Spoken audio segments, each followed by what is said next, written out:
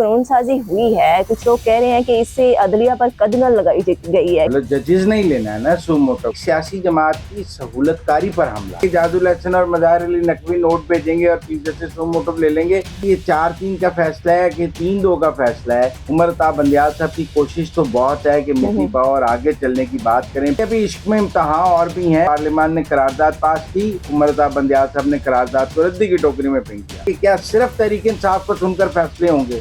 Supreme court को चाहिए कि वो तमाम सियासी जमातों को कलअदम करार देकर। उमर ताब बंदियाल साहब वो बहुत कमजोर आदमी है। उमर ताब बंदियाल बहुत बहादुर आदमी।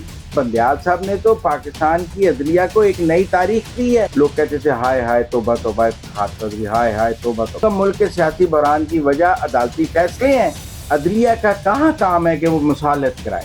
इलेक्शन में कौन अंडरटेकिंग दे सकते? कोई और आइन तोड़े तो उस पर आर्टिकल 6 लगेगा। अस्सलामुअलैकुम, मुझे कहते हैं सोबिया अशरफ और आप देख रहे हैं प्रोग्राम अंदर की बात मुजम्मिल सहरवर्दी के साथ। आज कौमी असेंबली में जो अजहुद नोटिस के सुमोटो के हवाले से जो कानून साजी हुई है कार्रवाई के हवाले से, उसकी बेनिफिशरी जो है वो हुकूमत होगी या फिर अपोजिशन, इस हवाले से आज हम बात करेंगे मुजम्मिल साहब से। अस्सलाम वालेकुम मुजम्मिल साहब। वालेकुम अस्सलाम, अल्लाह का शुक्र। अच्छा, पहले तो ये बताएं, ये जो कानून साजी हुई है, कुछ लोग कह रहे हैं कि इससे अदलिया पर कदगन लगाई गई है, कैसे ही है? नहीं, मैं समझता हूँ अदलिया पर तो कोई कदगन नहीं लगाई गई। मतलब अगर आपने ये कहा है कि चीफ जस्टिस की बजाय 3 सीनियर मोस्ट जज सुमोटो ले लें तो ये अदलिया पर कदगन तो ना हुई। मतलब जजेस नहीं लेना है ना सुमोटो। कोई आपने ये तो नहीं कहा कि कौमी असेंबली तय करेगी सुमोटो का या सेनेट तय करेगी। आपने कहा जजेस ही 3 तय करेंगे। अगर आपने बेंच फिक्सिंग पे भी कहा है कि 3 जजेस मिलकर बेंच बनाया करें तो इसमें कोई बुराई वाली बात नहीं है। इसमें अदलिया की आजादी को क्या प्रॉब्लम हो गया? अगर बात जजेस के अंदर ही है तो ये अदलिया की आजादी पर हमला तो नहीं है। लेकिन ये जरूर है कि एक सियासी जमात की सहूलतकारी पर हमला है। आप ये समझें, ये अदलिया की आजादी पर हमला नहीं है। ये तहरीक इंसाफ को जो अदलिया से सहूलतकारी मिल रही थी उस पर हमला है। मतलब अगर आप देखें कि अगर चीफ जस्टिस साहब मर्जी के बेंच नहीं बना सकेंगे और बेंच बनाने में काजी फायज ईसा और सरदार तारक की राय शामिल होगी तो फिर वो हम ख्याल जजिस का बेंच कैसे बनेगा? इसलिए वो सहूलतकारी जो हम ख्याल जजिस के बेंच से मिल रही है वो सहूलतकारी खत्म हो सकती है। फिर फुल कोर्ट भी बनने में रुकावट नहीं रहेगी, फुल कोर्ट भी बन जाएंगे। फिर आप समझे सुमोटो भी नहीं लिए जा सकेंगे क्योंकि सुमोटो के लिए 3 जजेस की अप्रूवल चाहिए होगी। तो अकेले चीफ जस्टिस तो सुबह आके सुमोटो नहीं ले लेंगे। और कोई इस तरह भी नहीं है कि जादुल हसन और मज़ार अली नकवी नोट भेजेंगे और चीफ जस्टिस सुमोटो ले लेंगे। वो नोट जो है फिर काजी ईसा और सरदार तारिक के पास भी जाएगा और 3 जजेस मिलकर फैसला करेंगे कि भाई इन 2 जजेस ने जो नोट भेजा है उस पर सुमोटो बनता है या नहीं बनता। ज्यादा ये अदलिया की आजादी पर हमला नहीं है, एक सियासी जमात की सहूलतकारी पर हमला जरूर है। पर मुजम्मिल साहब, यहाँ पर सवाल ये बनता है कि जो इलेक्शन मुलतवी करने का केस अभी जो चल रहा है सुप्रीम कोर्ट में, वो भी अजहुद नोटिस केस ही है, उसका क्या फैसला होगा? देखें, वो अजहुद नोटिस केस के बाद एक फ्रेश पिटीशन है। चीफ जस्टिस साहब ने ये मौकफ लिया है कि जी ये एक नया केस है और वो जो आज खुद नोटिस केस था वो एक अलग केस है। ये चीफ जस्टिस साहब का मौकफ है। अच्छा, ये जबकि कानूनी माहिरीन का ये मौकफ है कि ये उसी का तसलसल है कि उसमें जो फैसला हुआ उसकी इम्प्लीमेंटेशन के लिए आप यहाँ आए हैं। अब ये अजीब बात है कि कुछ जजेस कह रहे हैं ये 4-3 का फैसला है। आज मुनीब अख्तर साहब ने कहा नहीं ये 3-2 का फैसला है। सवाल ये है कि ये 4-3 का फैसला है कि 3-2 का फैसला है, ये फैसला किसने करना है? ये भाम है ना। ये फैसला सुप्रीम कोर्ट में कोई लार्जर बेंच बनेगा वो करेगा कि ये 4-3 था या 3-2 था। लेकिन उमर ताब बंदियाल साहब इसका फैसला नहीं करवाना चाहते। वो ये नहीं चाहते कि ये बात तय हो कि ये 4-3 से है या 3-2 से है। वो कहते हैं उसके ऊपर मिट्टी पाओ और आगे चलो, मिट्टी पाओ आगे चलो। ये जो मिट्टी पाओ आगे चलो है ना, ये हो नहीं सकेगा इस दफा। उमर ताब बंदियाल साहब की कोशिश तो बहुत है कि मिट्टी पाओ और आगे चलने की बात करें। पिछला जो पंडोरा बॉक्स है वो ना खोला जाए, लेकिन इस पंडोरा बॉक्स के ऊपर ढक्कन नहीं लगाया जाएगा बंदियाल साहब से, चीफ जस्टिस साहब से। उन्हें कहीं ना कहीं ये पंडोरा बॉक्स सेटल करना पड़ेगा। अब आप ये देखें कि वो मुसलसल जब गवर्नमेंट कह रही है कि आप फुल कोर्ट बनाएं, वो इसी 5 रुकनी बेंच के साथ अपने मामला चलाने पर बजिद हैं। और आज जब कौमी असेंबली में कल करारदाद भी हो गई आज समझे आप, उमर अताब बंदियाल साहब ने कल कौमी असम्बली की करारदाद को रद्दी की टोकरी में फेंक दिया। उन्होंने कहा जी मैं पार्लियामान की करारदाद को रद्दी की टोकरी में फेंकता हूं और मैं इसी बेंच से मामला चलाऊंगा, मैं पार्लियामान की राय को बिल्कुल कोई अहमियत नहीं देता और मैं उसको रद्दी में फेंक देता हूँ। उसी तरह वो इस कानून साजी को भी रद्दी में फेंक देंगे। वैसे तो सदर ममलिकत कह रहे हैं वो दस्तखत ही नहीं करेंगे, लेकिन ये दोबारा पास हो जाएगा, फिर सदर ममलिकत के दस्तखत की जरूरत नहीं रहेगी। उसके बाद ये बंदियाल साहब के इसको चैलेंज किया जाएगा, पीटीआई इसको चैलेंज करने के लिए अदालत में चली जाएगी। क्या वह इसके ऊपर फिर फुल कोर्ट बनेगा या बंदियाल साहब अपने हमख्याल जजिस के जरिए इस कानून को खत्म करने की कोशिश करेंगे? क्योंकि इस कानून के हक से में तो सुप्रीम कोर्ट के अंदर से भी आवाजें आ रही हैं। इसलिए अभी इश्क में इम्तहान और भी हैं। मैं नहीं समझता ये लड़ाई कोई सेटल हो गई है। पार्लियामान और अदलिया की लड़ाई अभी सेटल नहीं हुई है। पहले राउंड में पार्लियामान ने करारदाद पास की, उमर अताब बंदियाल साहब ने करारदाद को रद्दी की टोकरी में फेंक दिया, उसको कोई वेटेज ही नहीं दिया। हुकूमत ने कहा फुल कोर्ट बनाए, उन्होंने रद्दी की टोकरी में फेंक दिया। वो तो दीगर सियासी जमातों को पार्टी बनाने के लिए तैयार नहीं थे। वो तो आज बड़ी मुश्किल, पहले रजिस्ट्रार ने इनकार किया, फिर उनको बनाया, अभी उनको सुनना नहीं शुरू किया। सवाल ये है कि क्या सिर्फ तहरीक इंसाफ को सुनकर फैसले होंगे? क्या एक पार्टी है इस मुल्क में, वन पार्टी रूल है कि आप तहरीक इंसाफ की पिटीशन आएगी, तहरीक इंसाफ को सुनेंगे और इलेक्शन कमीशन को सुनेंगे और फैसला कर देंगे? बाकी सियासी जमातों का कोई स्टेक ही नहीं है। वो यहाँ क्या करें? वो उनको वैसे ही आप कलअदम करार देते हैं। सुप्रीम कोर्ट को चाहिए कि वो तमाम सियासी जमातों को कलअदम करार देकर इस मुल्क में वन पार्टी रूल कायम कर दे, और वो वन पार्टी रूल होगा तहरीक इंसाफ का। बड़ा आसान हो जाएगा, सबको नाअहल भी कर दे। बैक जुम्बिश कलम, बैक एक फैसले से हम ख्याल जजिस बैठे और ये सारी कौमी असम्बली को नाअहल कर दें, सारी सेनेट को नाअहल कर दें, सारे लीडर्स नाअहल कर दें और कहें कि सिर्फ इमरान खान और उनकी पार्टी जो है वो इस मुल्क में सियासत करने का हक रखती है और कोई सियासत करने का हक नहीं रखता। मुजम्मिल साहब, गुज़िश्ता दिनों जो जनरल कमर जावेद बाजवा साहब का इंटरव्यू सामने आया, उसमें उन्होंने कहा कि चीफ जस्टिस साहब जो है उमर अताब बंदियाल साहब, वो बहुत कमजोर आदमी है। तो यहाँ पे आखिर क्या हुआ है कि उनके अंदर से बहादुरी जाग गई है, वो स्टेक होल्डर्स के साथ खुल के सामने आ गए? समझता जनरल बाजवा साहब की राय जो है ना, वो इस बारे में मैं उससे कोई इतना मुत्तफिक नहीं हूँ। जनरल उमर अताब बंदियाल बहुत बहादुर आदमी है और वो बहादुरी के साथ अपने एजेंडे पे काम कर रहे हैं।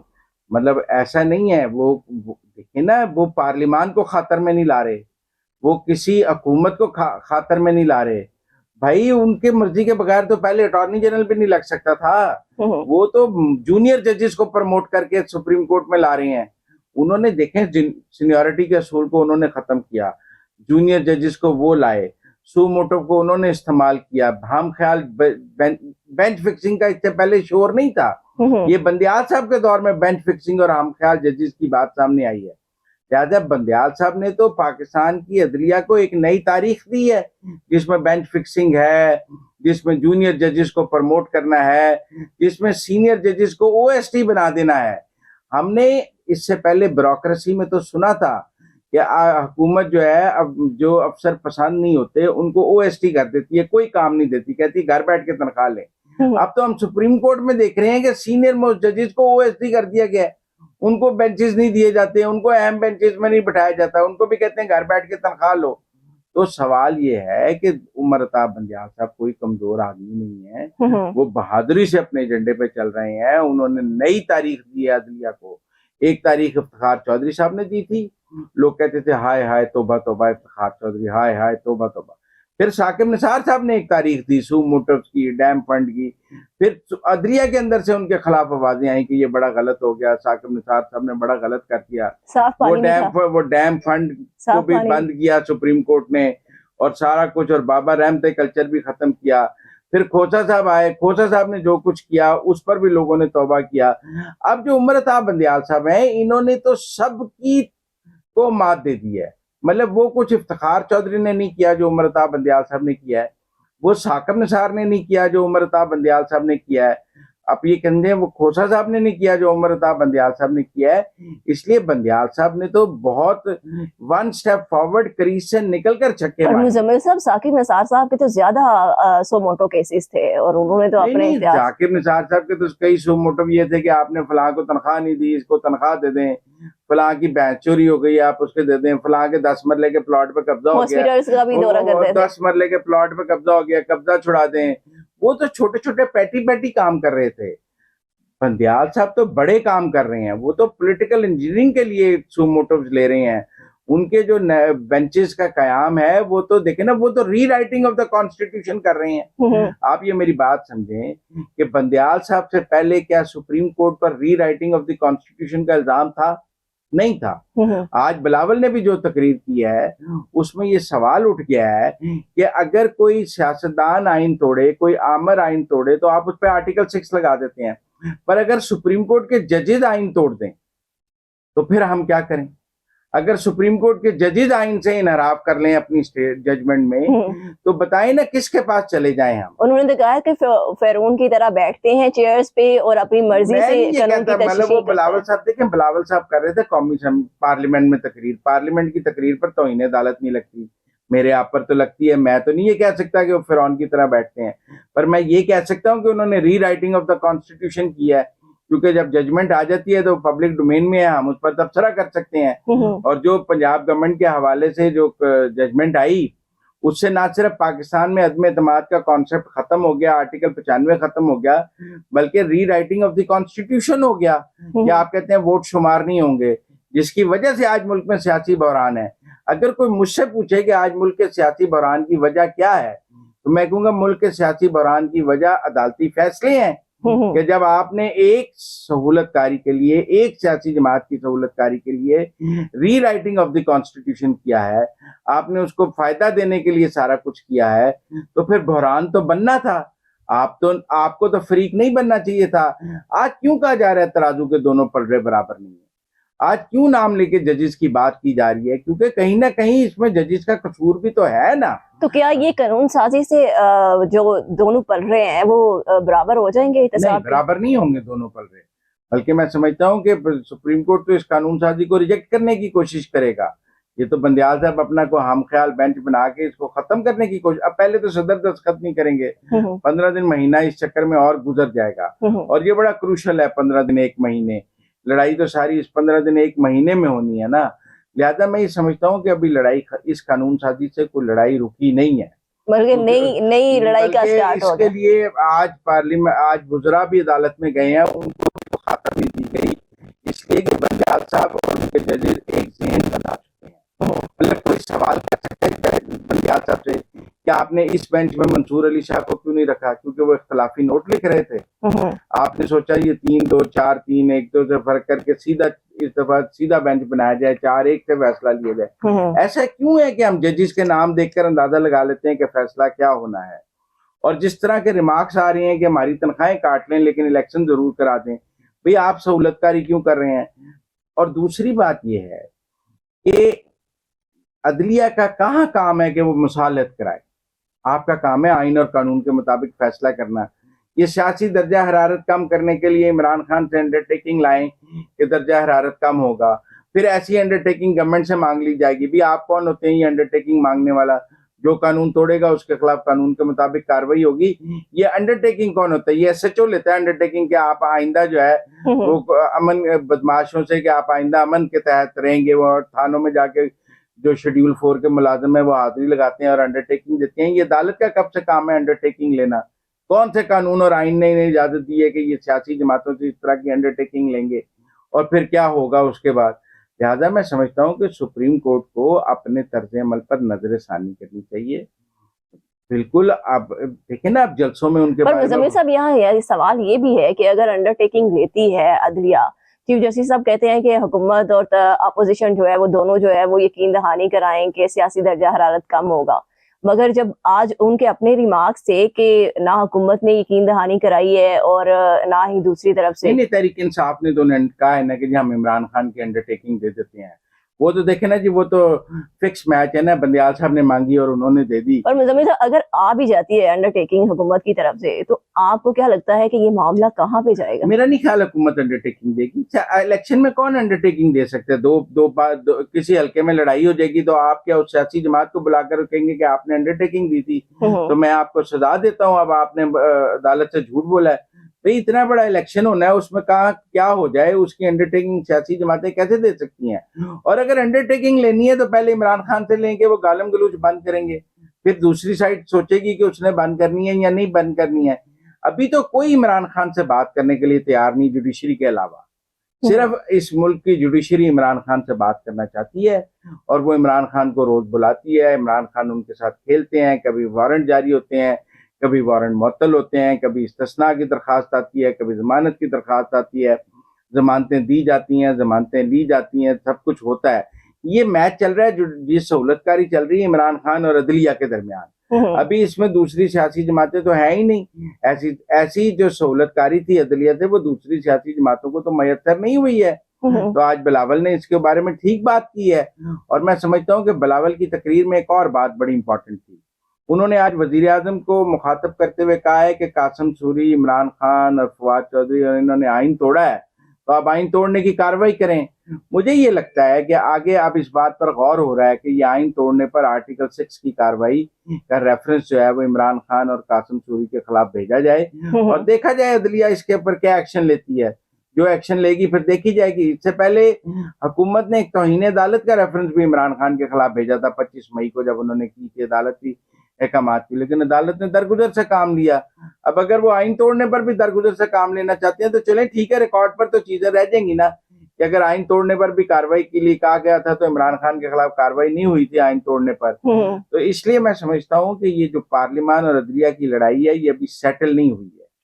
ये इस कानून साजी और करारदाद के बाद भी सेटल नहीं हुई है, क्योंकि अदलिया ने वो करारदाद भी रद्दी की टोकरी में फेंक दी है और कानून साजी को भी खातर में नहीं ला रहे।